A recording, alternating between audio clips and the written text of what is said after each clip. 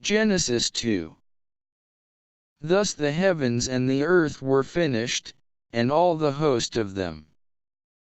And on the seventh day God ended his work which he had made, and he rested on the seventh day from all his work which he had made. And God blessed the seventh day and sanctified it, because that in it he had rested from all his work which God created and made. These are the generations of the heavens and of the earth when they were created, in the day that the Lord God made the earth and the heavens. And every plant of the field before it was in the earth, and every herb of the field before it grew, for the Lord God had not caused it to rain upon the earth, and there was not a man to till the ground. But there went up a mist from the earth and watered the whole face of the ground. And the Lord God formed man of the dust of the ground and breathed into his nostrils the breath of life, and man became a living soul. And the Lord God planted a garden eastward in Eden, and there he put the man whom he had formed. And out of the ground made the Lord God to grow every tree that is pleasant to the sight, and good for food, the tree of life also in the midst of the garden, and the tree of knowledge of good and evil. And a river went out of Eden to water the garden, and from thence it was parted and became into 4 heads.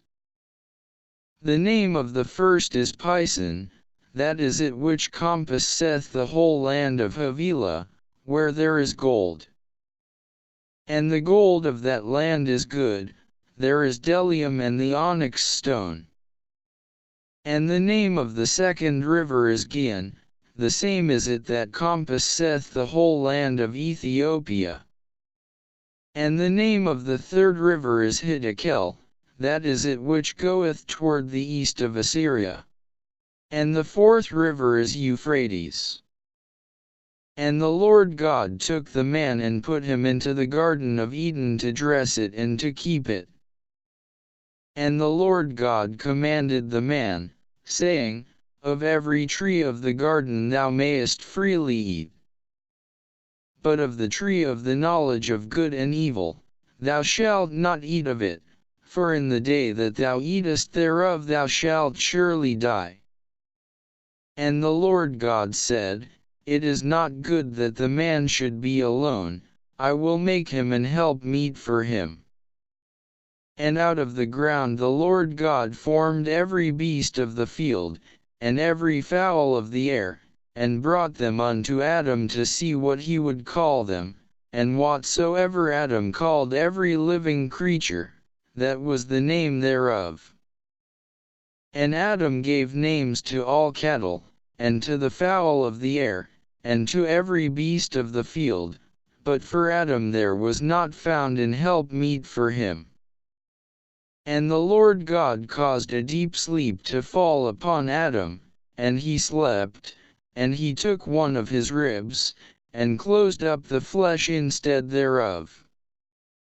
And the rib, which the Lord God had taken from man, made he a woman, and brought her unto the man.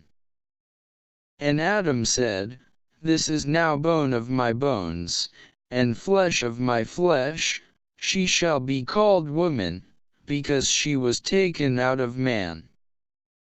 Therefore shall a man leave his father and his mother and shall cleave unto his wife, and they shall be one flesh. And they were both naked, the man and his wife, and were not ashamed.